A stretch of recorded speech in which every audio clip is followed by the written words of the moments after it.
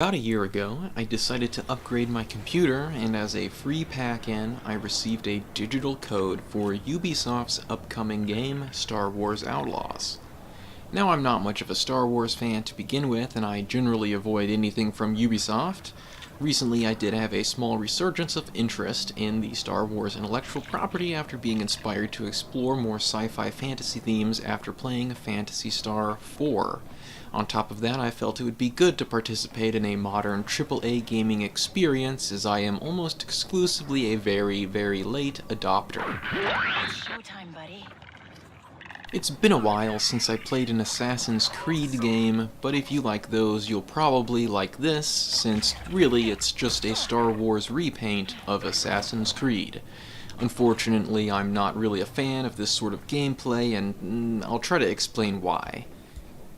The open world I don't find to be fulfilling, as it is full of repetition, backtracking, and superfluous skins and RPG-type upgrades. At its outset, you look at the big open world and want to explore. You check the map, and the completionist part of the brain goes, "Oh yeah, we can easily do all the quests and visit these points of interest and succeed in defeating the stormtroopers over there at this emergent event," and then after a few of these you sort of realize it's essentially the same thing over and over and over, and any sort of upgrade is not meaningfully adding to or changing the way the game is actually played. It's an open world with game time inflated by a breadcrumb trail of busy work. You follow the crumbs, but there's never really a whole loaf of bread. So then you reckon, oh, it's just the side content that's repetitive? Let's do the main quest. I'm sure the main story quest of the game is a bombastic experience, and that's what I'm seeking. And then you come to find out it's still also just more of the same. I infiltrated an Imperial base, freed some sort of outlaw companion, and went through the same exact escape sequence where they sat on a railway and I had to defend them from afar. I'm of course referring to the rescue of both Bosnok and Ankh. As far as the other gameplay, the climbing stealth puzzle aspects there, it's okay. It's mid-tier, I guess. I feel like it didn't really do anything new or anything that interesting, but I don't know if I would say it's bad, with maybe the exception of yellow paint. This is a sort of meme thing I saw start popping up a year or two ago. Games have to explicitly handhold you through every moment, and they do so by plastering bright yellow paint exactly where you need to go. That makes the puzzles real easy, except when you have to send your little pet companion Nyx around through vents to hit buttons. Some of those are placed a bit odd, and it takes a moment to find them. I thought it was strange from a design perspective to make 90% of the puzzles impossible to miss with things like yellow paint, but then give absolutely no indication whatsoever when the solution is a tiny hole that you need to visually pinpoint and command Nyx to interact with from literally across the map. The writing is probably the elephant in the room, as most controversy in regards to Star Wars Outlaws is some sort of outpouring for or against perceived diversity and inclusion. Instead of speaking on that specifically, I'm just going to give a short summary of the important plot points, and you can decide on your own if it sounds overtly tropey or repetitive. Main character, Kves, is betrayed by her mother Rico and abandoned to be a low-level crook on the Outer Rim planet Cantonica. Regardless of being a young, low-level, and inexperienced thief, you are hired to break into crime lord Sliro Barsha's vault. Despite being highly secured, you manage to get in somehow, only to be betrayed by those who hired you.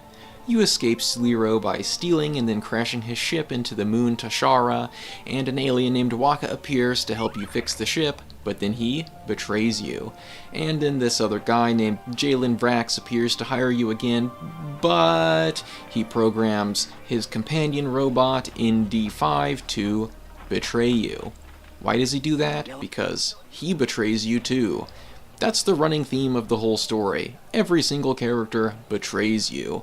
It really stops being impactful to the overall story when it happens with every single character again. Of course, we could gripe about the main story all day, but I'm gonna move on because we don't have that time. The dialogue is flat out cringy. Maybe I'm just too old for this sort of thing now.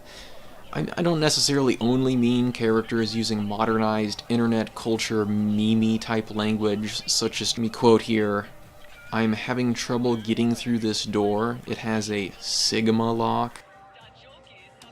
As much as I am bothered by Kay Vess's inability to get past her own insecurities.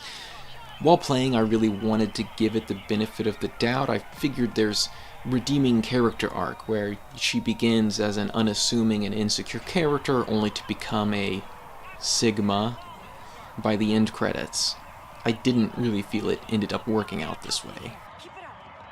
Kay Vess, courageous enough to blast into space in a stolen ship, infiltrate Imperial Star Destroyers, brave enough to stab intergalactic crime syndicate bosses in the back, commit prison breaks, and zip around at breakneck pace on illegally modified speeder bikes, yet still kicking her feet and stumbling over herself at the immense social anxiety of talking to a generic spaceport landing clerk? "Why are you at this spaceport? Your ship is suspicious." "Oh, you mean, my ship? No, I'm here for the bar. I'm not a smuggler," she says as spaghetti falls from her pockets and she runs away crying. As for the sound, of course, it's laden full of classic Star Wars sound effects, which are awesome, but I can't even remember any of the soundtrack at this point whatsoever. On a brighter note, though, graphics, they're pretty good. The environments looked amazing, from the dingy, crime-ridden bars of the backwater Outer Rim planets, the desolate and dusty deserts of Tatooine, and the thickest jungle foliages I've seen on the humid planet Akiva. Space looks pretty rad, too.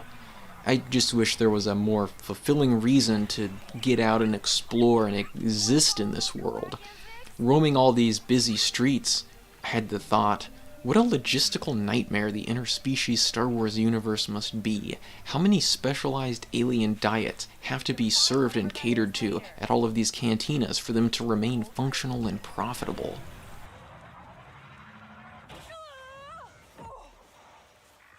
I wouldn't have gotten this game or played it if it wasn't a free pack-in for me. With that said, my recommendation is to buy it at a steep discount unless you're a big fan of the fumbles within the Star Wars universe.